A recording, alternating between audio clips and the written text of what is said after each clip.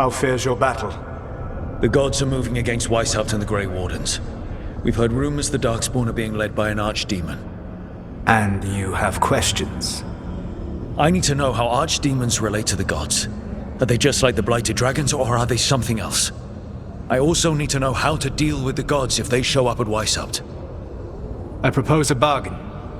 I will answer your question if you answer mine. What?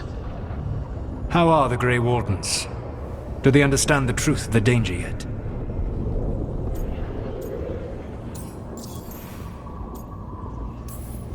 We've been through this already. You agreed to help me. What did you think my help would look like, Rook? I need to know that you are prepared. No. The First Warden still refuses to listen. As I feared. I tried diplomacy, I tried being firm. Nothing worked. When I asked you why you should be trusted to lead the fight, you said you were no stranger to fighting stronger opponents. That sufficed for me. But the Grey Wardens fight Darkspawn and Archdemons, foes no one else can stand against. They see themselves as the best prepared for this battle. You cannot defeat Veilguard and Ghilan'nain without the Wardens. What will you do to bring them to your side?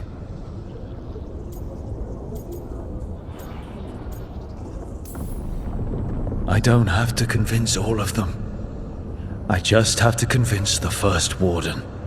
Or remove him. Enjoyable as that is to imagine, I doubt the rest of the Wardens would approve. Did you know the Evanurus once numbered many more than those whose names survived in the Elven Pantheon? One warlord was particularly cruel. I sought to free his slaves, but so fearsome was his reputation that none would join me. What did you do? I made people laugh at him. How did that help? For 12 years. Every sound near him, from whispered pleas to shouted oaths to crackling fire, all became mocking laughter. His mind broke under the ridicule, and when he fell, his slaves rose up and joined me. I doubt laughter is going to work on the First Warden. If not that, then what?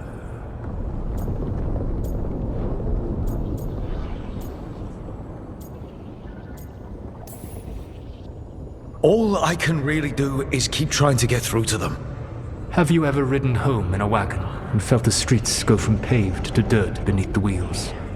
The horse is slow, and everything grows quiet as you're near home. What do you call that feeling? I don't really have a word for it. No, you do not. Veilguard destroyed that emotion. He burned it from the mind of every living being. There were spirits of that feeling, just as there are spirits of joy or fear or despair. I begged them to fight. What happened to them? They waited too long. Without the emotion in this world to focus on, they faded until nothing remained. When you grow quiet, it is a part of your soul reaching for a feeling and finding emptiness. Because I failed. I understand. I'm not going to fail. How? What will you do? I can't force the First Warden to listen. I have to let the Wardens try it their way.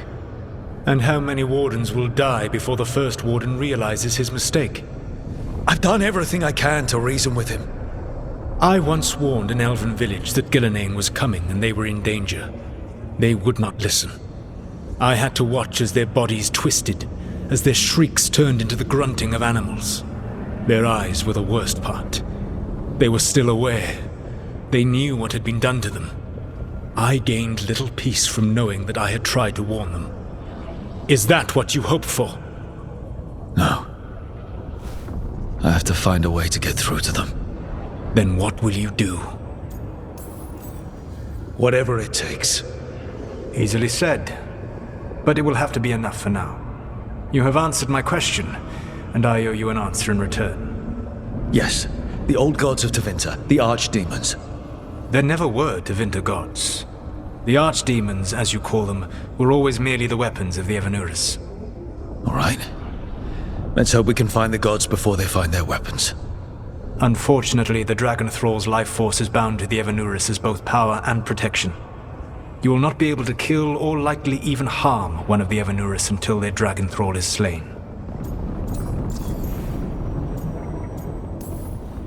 What can you tell me about the archdemons themselves? Each is different, shaped by the whims and ego of its master. Ghilan'nain is the lord of tyranny. He would have ruled alone had Mythor not forced him to share power.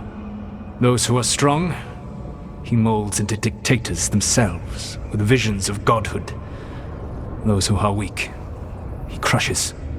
His archdemon reflects him.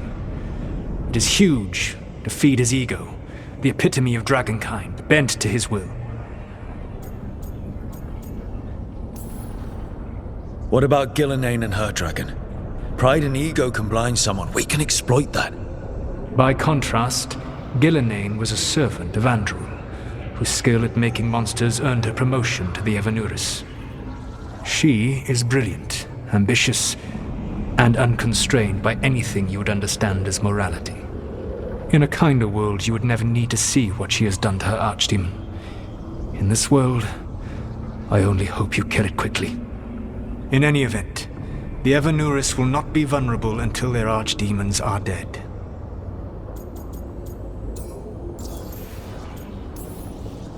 The old stories of the Tevinter gods have them whispering in the dreams of ancient magisters. How did they do that if they were just tools of the elven gods?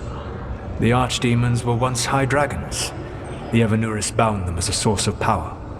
When I imprisoned the gods, their dragons remained free. That was my mistake. How so? I never bound a dragon to myself, for I believed that to enslave another creature was immoral.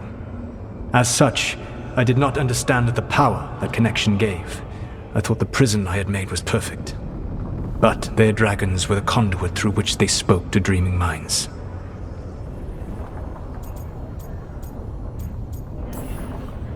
Kill the archdemon, then kill the elven god it was attached to. Got it. Even with their dragons dead, the Evanuris are powerful and well protected. You will need to use my dagger, the one you recovered. It can pierce their enchantments and strike them down. All right. Kill the archdemons, then use the dagger to take down the gods. Even a single opportunity to strike the Evanuris down will be rare, fleeting, and costly.